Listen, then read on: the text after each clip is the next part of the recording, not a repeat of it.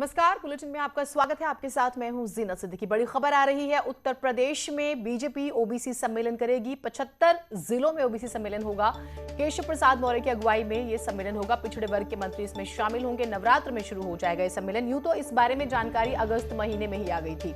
और सबसे बड़ी बात यह कि 2018 का हम जिक्र करेंगे। विधानसभा जब लोकसभा चुनाव होने वाले थे 2019 के, उससे पहले बीजेपी ने इस तरह का सम्मेलन किया था, जिसका फायदा उसे मिला था। और खास तौर से 1 महीने तक वो सम्मेलन चला, जिसमें मौर्य, कुशवाहा, कुर्मी, यादव, निषाद, राजभर, सैनी, लोहार, गुप्ता, लोधी, बिंद, लोनिया, ये सभी जो हैं इस सम्मेलन में शामिल हुए, जिसका फायदा भी बीजेपी को हुआ था। और उसी के तहत अनामिका हमारे साथ, हमारी सहयोगी जुड़ी हुई हैं। अनामिका, ये एक हमें कहें कि एक एग्जाम्पल इनके पास है जो कि सक्सेसफुल रहा, और इसी को लेकर पार्टी आगे बढ़ रही है विधानसभा चुनाव में भी। देखिए, जिस तरीके से 2022 के चुनाव में पार्टियों का जातियों पर जोर है, और इस लिहाज से अगर देखा जाए तो बीजेपी की स्ट्रैटेजी का हिस्सा भी रहा है हमेशा से ये जातियों को लाम बंद करने का। इसके पहले देखा होगा आपने कि प्रबुद्ध सम्मेलन के जरिए सवर्ण समाज के लोगों को या खासतौर पर ब्राह्मणों को टारगेट करने का प्रयास किया गया। और अपनी स्ट्रैटेजी के तहत ये कहा जा रहा है कि बीजेपी पूरे उत्तर प्रदेश में सभी 75 जिलों पर ओबीसी सम्मेलन करेगी। यानी कि पिछड़ों के लिए सरकार ने क्या कामकाज किए हैं, कौन सी योजनाएं लाई हैं, इस सम्मेलन के जरिए पूरे यूपी में पिछड़े समाज को ये बताया जाएगा कि सरकार ने उनके लिए क्या काम किए हैं। ये जो इसकी जिम्मेदारी है वो खास तौर से पिछड़ा वर्ग के जो नेता हैं, या मंत्रिमंडल के सदस्य हैं, या डिप्टी सीएम हैं, उनको सौंपी गई है। स्वतंत्र देव से खुद पिछड़ी जाति से आते हैं, लिहाजा प्रदेश अध्यक्ष हो या डिप्टी सीएम हो, सरकार ये बताने का प्रयास करेगी कि देखिए हमने पिछड़ों को कितना सम्मान दिया है, सरकार में कितना स्थान दिया है। और अगर वर्तमान में बात करें योगी सरकार की, तो उसमें 29 मंत्री ऐसे हैं जो पिछड़ा समाज से आते हैं, तो इनकी महत्वपूर्ण भूमिका होगी इन सम्मेलनों में। और ये 29 मंत्री चाहे केंद्र के हो चाहे राज्य के हो, बाकी भी इसके अलावा जो संगठन के पदाधिकारी हैं, उनकी भी ड्यूटी लगाई जाएगी।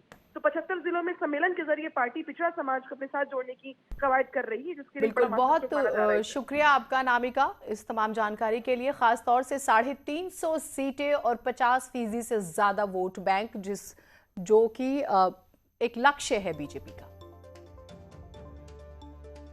इसी बीच दिल्ली से एक बड़ी खबर आ रही है। उत्तर प्रदेश में कांग्रेस का पर्यवेक्षक नियुक्त किया गया है। भूपेश बघेल को यह जिम्मेदारी दी गई है। और भूपेश बघेल को आप बखूबी जानते हैं, छत्तीसगढ़ में जिस तरह से उन्होंने कांग्रेस की सरकार बनाई, रमन सिंह सरकार को उखाड़ा, अपने आप में सबसे ज्यादा उनका नाम, उनकी स्ट्रैटेजी जो है चर्चा में रही। और कई बार जो है ये माना जाता है कि पार्टी किसी भी राज्य में अगर ट्रबल में होती है तो भूपेश बघेल जो है वो उन्हें जरूर वहां से निकालते हैं। तो ये उत्तर प्रदेश की कमान उन्हें दी गई है।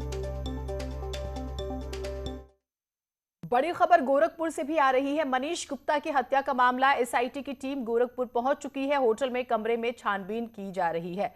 तो एक और बड़ी खबर, एक्सक्लूसिव तस्वीरें आप न्यूज़ 18 की स्क्रीन पर यहां पर भी देख पा रहे हैं।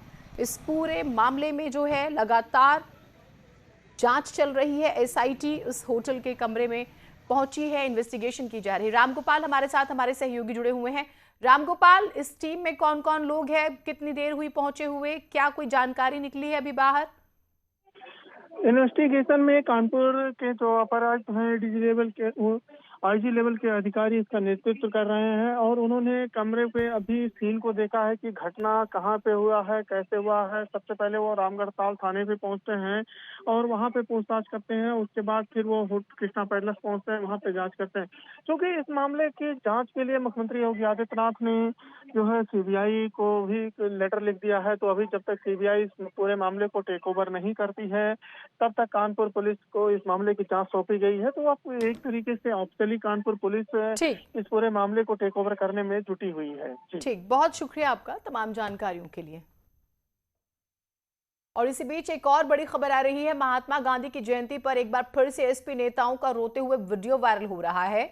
संभल में एसपी गालिब खान बापू बापू कहते हुए फूट फूट कर रोते नजर आ रहे हैं। देखा जा सकता है कि गालिब खान महात्मा गांधी की प्रतिमा पर सिर रख कर रो रहे हैं।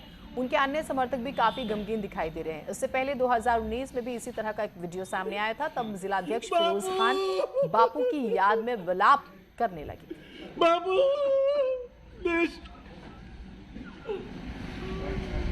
बाबू।